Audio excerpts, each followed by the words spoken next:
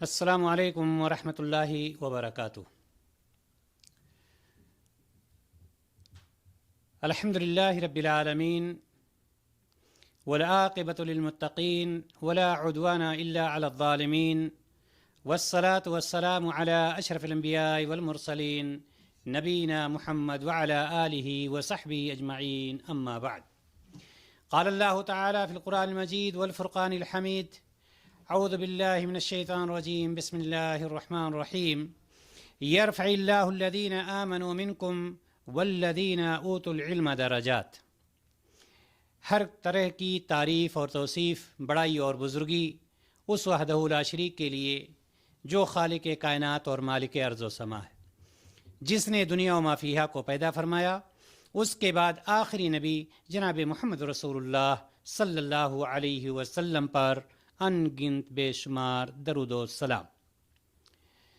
دینی بھائی اور دوستو، آپ کے سامنے سورۃ المجادلہ آیت نمبر 11 کی تلاوت کی گئی ہے، اور اس بات سے ہر کوئی واقف ہے کہ اس کی خواہش یہ ہوتی ہے، اس کی تمنا یہ ہوتی ہے کہ اللہ تبارک و تعالی اس کے درجات کو بلند کر دے، اس کو ترقی عطا فرمائے، اس کو مناصب سے سرفراز کرے، اس کو عزت ملے، اس کو شہرت ملے۔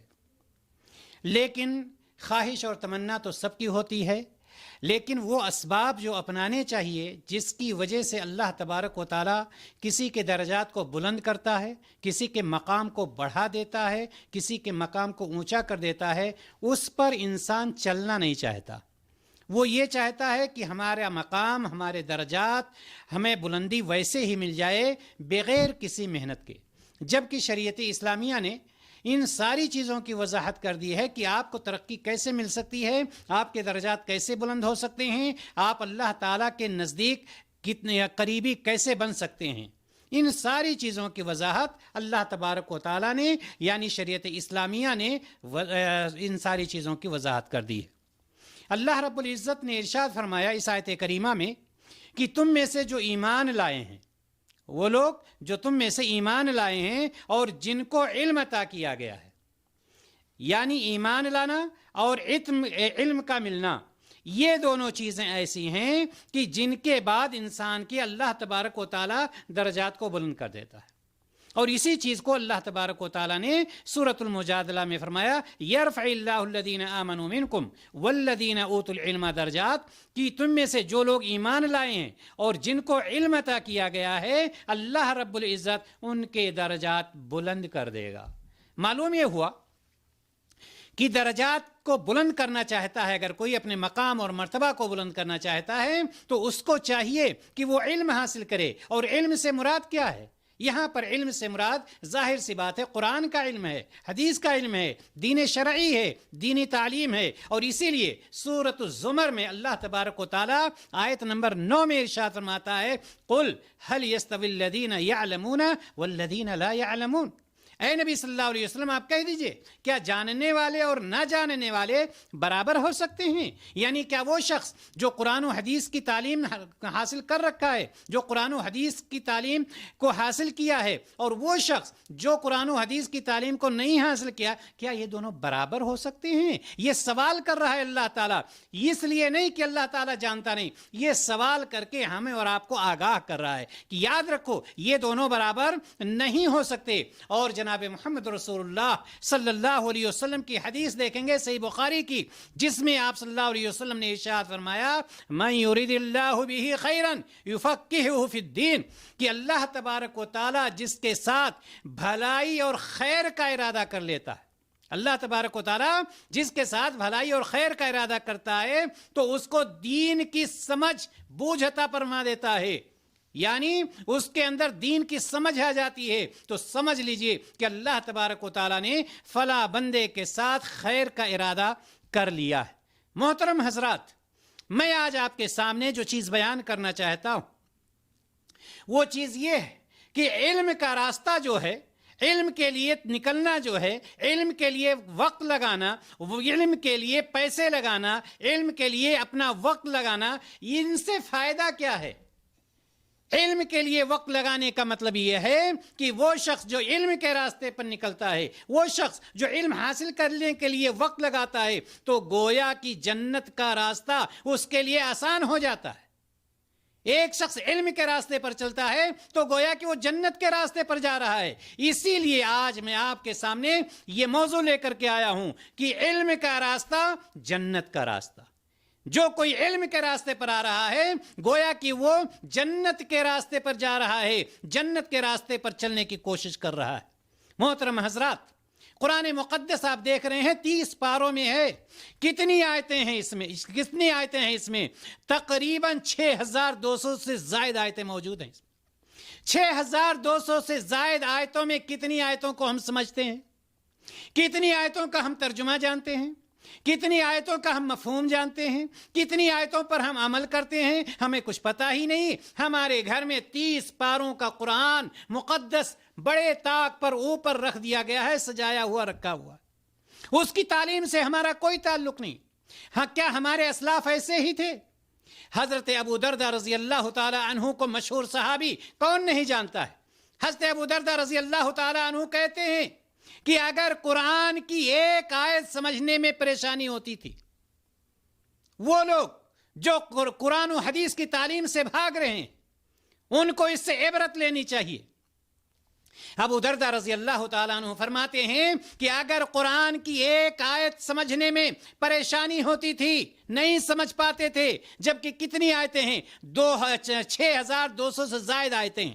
ایک آیت میں اگر پریشانی ہوتی تھی کہ ہم نہیں سمجھ پاتے ہیں، جبکہ ساری آیتیں ہم سمجھ رہے ہیں، ایک آیت کا مسئلہ ہوتا تھا، اور اگر مجھے یہ معلوم ہو جائے کہ اس ایک آیت کی تفسیر کرنے والا ایک ہی شخص ہے اور وہ یمن میں بیٹھا ہوا ہے، کہاں بیٹھا ہوا ہے؟ وہ یمن کے آخری حصے میں ہے، تو میں سفر کر کے اس کے پاس جاؤں گا۔ یہ مدینہ کی بات ہو رہی ہے۔ مدینہ سے ایک آیت کو سمجھنے کے لیے یمن کا سفر، حضرت ابو دردہ رضی اللہ تعالیٰ عنہ کہتے ہیں کہ ایک آیت کو سمجھنے کے لیے اگر ہمیں پتہ چل جائے کہ اس آیت کی تفسیر کرنے والا ایک ہی شخص ہے اور وہ یمن میں موجود ہے، تو میں یمن میں جا کر کے اس ایک آیت کی تعلیم حاصل کروں گا، اس ایک آیت کی مفہوم، ترجمہ اور تفسیر کو معلوم کروں گا۔ آج ہم کتنے بدقسمت ہیں، کتنی بدقسمتی ہے کہ لوگ پورا قرآن بھولے بیٹھے ہوئے ہیں۔ انہوں نے کبھی قرآن کو پڑھا ہی نہیں، قرآن کے ترجمہ اور تفسیر کو سمجھا ہی نہیں۔ میرے بھائیو اور دوستو، یہ سفر کوئی معمولی چیز نہیں ہے۔ جس طرح سے حضرت ابو دردہ رضی اللہ تعالیٰ عنہ نے فرمایا، آپ یہ سمجھ لیجئے کہ کچھ لوگوں نے آج یہ گمان کر رکھا ہے کہ گوگل پر سرچ کر کے ہم دین حاصل کر لیں گے، ہمیں کسی کلاس میں جانے کی ضرورت نہیں، ہمیں کسی عالم کے پاس جانے کی ضرورت نہیں، ہمیں کسی مدرسے میں جانے کی ضرورت نہیں ہے، ہمیں کوئی کتاب پڑھنے کی ضرورت۔ وہ سمجھتے ہیں گوگل پہ سرچ کر کے ہم دین کو سمجھ لیں گے۔ یاد رکھیے گا یہ باتیں کہ اگر کتاب خرید کر خود پڑھ کر عالم بن جائیں گے لوگ، اور اس طرح سے آسان ہوتا تو کوئی مدرسہ قائم نہ ہوتا، کوئی عالم نہ پایا جاتا، سارے لوگ اپنی اپنی کتابیں خرید کر کے اور خود پڑھ لیتے اور عالم بن جاتے۔ ان لوگوں نے کیا سمجھ رکھا ہے کہ ہم سرچ کریں گے، گوگل پہ آئے گا، PDF فائل نکالیں گے، اس کو پڑھیں گے، اس کو سمجھیں گے اور اس پر ہم عمل کریں گے۔ اس کا نتیجہ آج نکل کیا رہا ہے؟ اس کا نتیجہ یہ نکل رہا ہے کہ وہ خود گمراہ ہوتے ہیں اور لوگوں کو بھی گمراہ کرتے ہیں، چونکہ اس کا نتیجہ وہ سمجھ ہی نہیں پاتے ہیں کہ کیا کتاب میں ہے اور کہ اس کا مطلب کیا ہو رہا ہے۔ اس لیے ضروری ہے ایسے لوگوں کو کہ کسی عالم کے پاس جائیں، کسی کلاس میں جائیں، کسی کلاس کو جوائن کریں اور قرآن اور حدیث کی تعلیم کو حاصل کریں۔ قرآن اور حدیث کی تعلیم کو حاصل کرنا بہت ہی زیادہ ضروری ہے۔ ایسے بہت سارے لوگ ہیں جو مدرسوں کا رخ ہی نہیں کرتے، وہ یہ سمجھتے ہیں، کسی عالم کے پاس جاتے ہی نہیں، وہ یہ سمجھتے ہیں کہ کسی مولوی کے پاس جانا، کسی مدرسے میں جانا یہ غریب لوگوں کا کام ہے، یہ ہم جیسے اسٹینڈرڈ لوگوں کا کام نہیں ہے۔ میرے پاس مال ہے، میرے پاس دولت ہے، میں کتابیں خرید کر گھر بیٹھ کر کے پڑھوں گا۔ ایسے لوگ کبھی علم حاصل نہیں کر سکتے۔ نبی کریم صلی اللہ علیہ وسلم نے علم والوں کی شان بیان کی ہے، یاد رکھیے گا۔ علم والوں کی شان بیان کی ہے اور ان کو جو مقام حاصل ہے، جن کے پاس قرآن و حدیث کی تعلیم ہے، قرآن و حدیث کا علم ہے، اس کا کوئی مقابلہ نہیں کر سکتا جو مقام حاصل ہے قرآن اور حدیث کی تعلیم حاصل کرنے والوں کو۔ آخرت کی کامیابی اور جنت کا حصول اور جہنم سے چھٹکارا صرف اور صرف علم پر قائم ہے، اور وہ ہے قرآن و حدیث کا علم۔ قرآن و حدیث کا علم ہے۔ نبی کریم صلی اللہ علیہ وسلم نے ارشاد فرمایا، ابن ماجہ کی روایت، من سلک طریقا یلتمس فیہ علما سہل اللہ لہ طریقا الی الجنہ۔ نبی کریم صلی اللہ علیہ وسلم ارشاد فرماتے ہیں کہ جو شخص ایک راستے پر چلے، یہ راستہ کہاں جا رہا ہے؟ کہاں راستہ یہ جا رہا ہے؟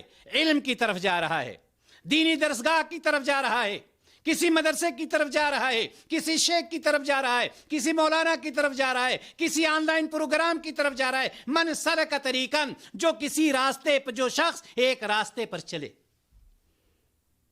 یہ راستہ جا کہاں رہا ہے؟ من سلک طریقاً، آپ نے کیا فرمایا؟ من سلک طریقاً، جو شخص ایک راستے پر چلے، لیکن یہ راستہ جا کہاں رہا ہے؟ یہ راستہ علم کی طرف جا رہا ہے، قرآن و حدیث کے علم کی طرف جا رہا ہے، درسگاہ کی طرف جا رہا ہے، مدرسے کی طرف جا رہا ہے، کسی عالم کی طرف جا رہا ہے، کسی شیخ کی طرف جا رہا ہے، کسی مولوی کی طرف جا رہا ہے۔ یہ مدرسہ کا آپ نے کیا سمجھ رکھا ہے؟ مدرسہ اینٹ کی دیواروں کا نام ہے، مدرسہ اینٹ کی دیواروں کا نام نہیں، مدرسہ علم کا نام ہے۔ اب یہ علم چاہے آپ کو ایک مولوی دے رہا ہے چھپر کے نیچے بیٹھ کر کے، چاہے روڈ پر بیٹھ کر کے دے رہا ہے، چاہے آن لائن دے رہا ہے، یا کسی بھی طرح سے دے رہا ہے، یہ راستہ وہی ہے۔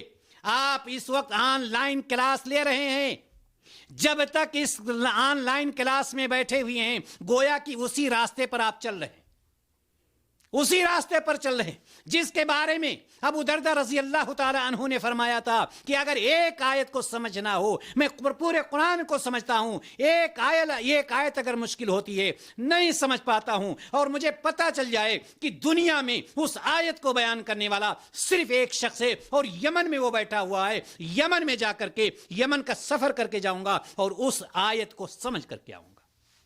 نبی کہ یہ سفر کوئی آسان چیز نہیں۔ تو میں بتلا یہ رہا تھا کہ نبی کریم صلی اللہ علیہ وسلم نے ارشاد فرمایا، من سلک طریقاً، جو شخص ایک راستے پر چلے، اور یہ راستہ جیسا کہ میں نے بتلایا کہ علم کی طرف جا رہا ہے، چاہے وہ علم کوئی مولوی صاحب دے رہے ہوں، شیخ صاحب دے رہے ہوں، یا آن لائن پروگرام میں ہو رہا ہو، کہیں پر کلاس ہو رہی ہو، کہیں پر واعظ و نصیحت ہو رہی ہو، کسی بھی طرف وہ راستہ جا رہا ہے، تو ایسی صورت میں یاد رکھیے گا، ایسی صورت میں وہ راستے پر چلنے کا مطلب کیا ہے؟ مطلب یہ ہے یلتمس فیہ علما، وہ شخص علم کی تلاش میں، علم کی طلب میں اس راستے پر چلا کیوں؟ یہ آن لائن بیٹھے ہوئے لوگ کر کیا رہے ہیں؟ علم کی تلاش میں، یہ راستے میں گویا کہ بیٹھے ہوئے ہیں۔ آن لائن پروگرام جہاں سے بھی آن لائن ہوں گے، گویا کہ علم کے راستے، یہ ایک ایسے راستے پر چل رہے ہیں جہاں پر آپ کو علم کی تلاش ہے، علم حاصل کرنا چاہتے ہیں، قرآن و حدیث کی معلومات لینا چاہتے ہیں، تو اس کا فائدہ کیا ہوگا؟ اس کا فائدہ کیا ہوگا؟ تو اللہ تبارک و تعالیٰ اس کے لیے کرتا کیا ہے؟ جو علم تلاش کرنے کے لیے نکلتا ہے، سہل اللہ لہ طریقا الی الجنہ، اللہ تعالیٰ اس کے لیے جنت کا راستہ آسان کر دیتا ہے۔ آپ اپنے گھر میں بیٹھے ہوئے ہیں، مطلب کیا ہے؟ ایک مطلب ہے، اور وہ مطلب ہے علم حاصل کرنا، وہ مطلب ہے قرآن و حدیث کی تعلیم حاصل کرنا، وہ مطلب ہے قرآن و حدیث کی معلومات حاصل کرنا۔ اخلاص کے ساتھ آپ اس تعلیم کو حاصل کر کے اس پر عمل کرنا چاہتے ہیں، اس دعوت کو دوسروں تک پہنچانا چاہتے ہیں۔ اللہ تبارک و تعالیٰ آپ کے لیے کیا کر رہا ہے؟ اللہ تبارک و تعالیٰ نبی کائنات صلی اللہ علیہ وسلم ارشاد فرماتے ہیں، سہل اللہ لہ طریقا الی الجنہ، اللہ تبارک و تعالیٰ اس کے لیے جنت کا راستہ آسان کر دیتا ہے۔ اس سے کیا ثابت ہوا؟ اس حدیث سے، ابن ماجہ کی جو روایت ہے، اس سے ثابت کیا ہوا؟ اس سے ثابت ہوا کہ جو علم کا راستہ ہے وہ جنت کا راستہ ہے، جو علم کا راستہ ہے وہ جنت کا راستہ ہے۔ لہٰذا میرے بھائی اور دوست، قرآن و حدیث کی تعلیم حاصل کیجیے۔ معلوم ہوا کہ جو شخص چلتا ہے علم طلب کرنے کے لیے، جنت اس کے لیے ہے۔ جو شخص ٹائم لگاتا ہے قرآن و حدیث کی تعلیم کے لیے، جنت اس کے لیے ہے۔ جو شخص اپنا پیسہ خرچہ کرتا ہے قرآن و حدیث کی تعلیم کے لیے، جنت اس کے لیے ہے۔ اور وہ کہاں جاتا ہے؟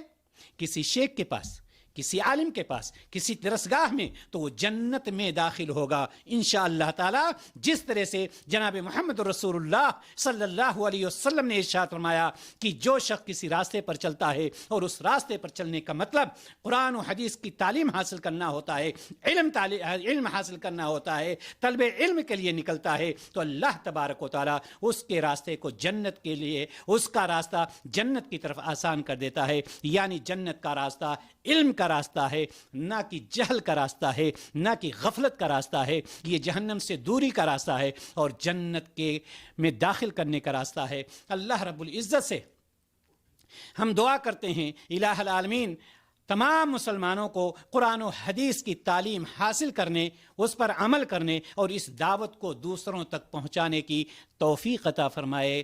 آمین یا رب العالمین۔ السلام علیکم ورحمۃ اللہ وبرکاتہ۔